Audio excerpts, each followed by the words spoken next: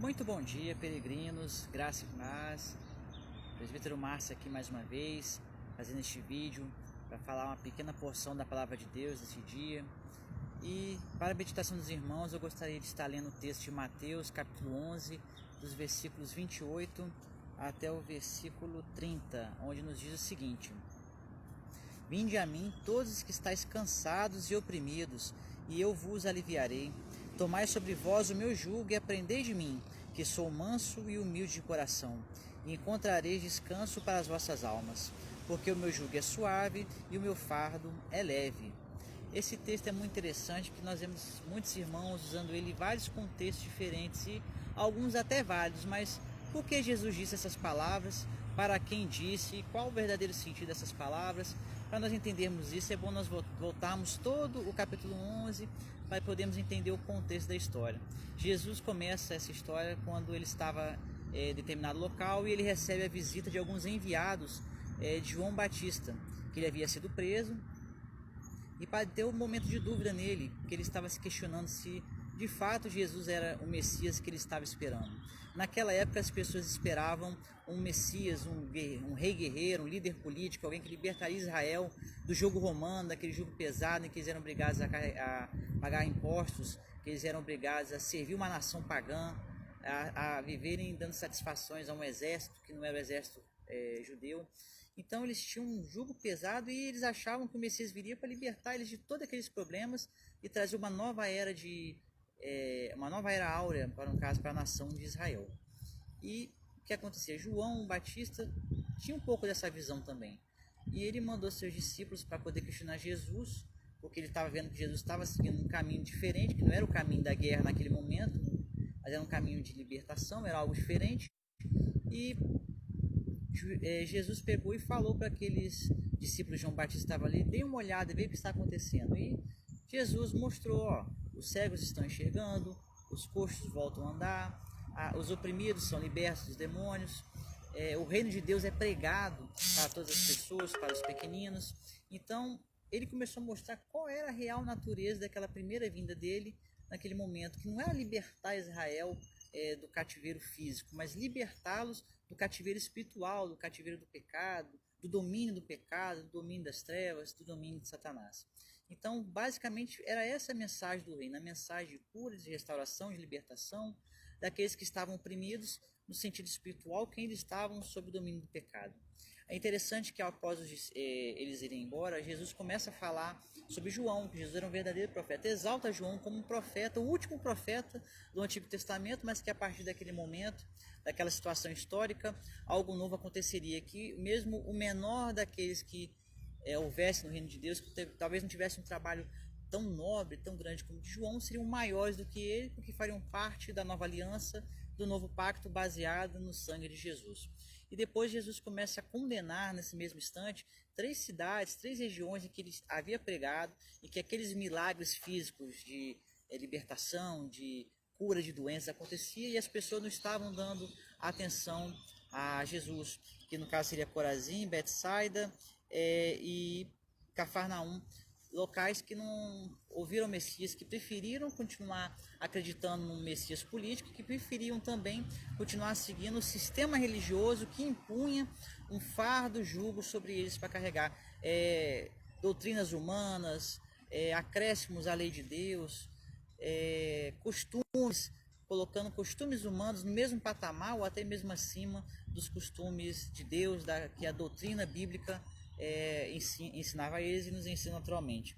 Então, diante disso, depois Jesus passa a louvar aqueles pequeninos. Ele fala que ele louva a Deus porque a sabedoria do Evangelho foi ocultada daqueles sábios, daqueles eruditos, e foi propagada para os pequeninos. Os pequeninos aqui não é necessariamente apenas crianças, mas aqueles que de repente não tinham um conhecimento muito profundo dessas doutrinas religiosas, aqueles que não seguiam a lei oral que era propagada pelos judeus, que não era reconhecidamente uma lei divina, era uma tradição humana. E ele começa a louvar porque isso não foi revelado. E para aquele povo que estava ali, ele fala essa mensagem de ir até ele, aqueles que eram oprimidos. Oprimido o quê? Pelo sistema político, que era oprimido o quê? Pelo sistema religioso, que fica impondo cargos e cargos sobre as nossas costas, coisas que nós devemos cumprir, coisas que nós devemos seguir, condutas que nós devemos realizar, que não são condutas que estão no Evangelho, não são condutas que estão na Bíblia, são apenas teorias, pensamentos humanos, e isso é realmente um fardo muito pesado. É um jugo, que é como se fosse aquele equipamento que se coloca nos animais de carga para poder fazer transporte, pedaço de madeira que prendia o animal, e aquilo realmente era pesado, o animal tinha que carregar um peso muitas vezes além da conta das suas forças. E o ser humano, muitas vezes, pelo sistema religioso e político, ele também se sente obrigado a carregar um peso, a carregar algo que não é dele, que ele não tem que carregar. Já nos basta, temos que levar nossos pecados, nossas culpas, nossos anseios, nós ainda temos que carregar a justiça do homem, carregar pensamentos, carregar costumes que não provém de Deus. Isso é muito pesado. Jesus nos convida a nos aliviarmos disso, a jogarmos essas coisas fora, mas também não deixar de carregar um jugo, porque sim, o cristão também tem que levar um jugo, nós temos que carregar algo, mas é o jugo de Cristo. E Jesus fala muito claramente que esse jugo não é pesado, é um jugo leve. Leve em que sentido? É a lei de Deus, é a obediência aos mandamentos de Cristo, é viver em cumprimento da palavra de Deus, seguir exatamente aquilo que Deus falou. Esse é o jugo. Há um peso que nós devemos carregar, sim, porque não é fácil. Nós temos que lutar contra o pecado a cada dia, nós temos que lutar contra as hostes malignas, contra as ciladas do diabo a cada dia. E é o preço de ser cristão. É sim, realmente há um pequeno jugo que nós carregamos, mas é um jugo leve, porque nós não carregamos sozinho. O próprio Jesus leva conosco, ele fala isso pra gente. Ele é manso, ele é humilde, ele não é como muitos líderes religiosos que só querem extorquir, só querem tirar dinheiro, só querem exigir condutas exageradas. Não, Jesus é manso, ele entende as nossas limitações, ele entende as nossas dificuldades, ele é misericordioso, ele perdoa, ele estende a mão quando nós caímos, ele não acusa, ele não julga, pelo menos não julga neste momento específico, julgar para condenar logo de cara, mas ele primeiramente oferece a misericórdia. O julgamento virá depois sim. Jesus, quando fala que de não julgar, né, no sentido de que ele não vai efetuar nenhum julgamento, mas não julgar aqui no sentido de nos condenar precipitadamente sem nos dar uma chance. Ele oferece a misericórdia primeiro, ele oferece a restauração primeiro.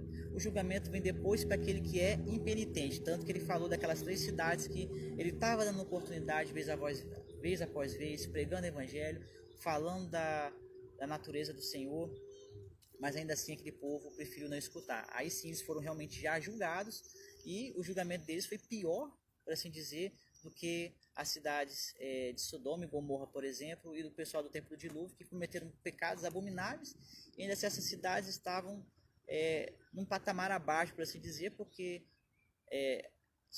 Corazim, Tiro, Cafarnaum, por exemplo, eles estavam vendo a Cristo e não estavam seguindo os mandamentos do Senhor, não estavam querendo exercer fé.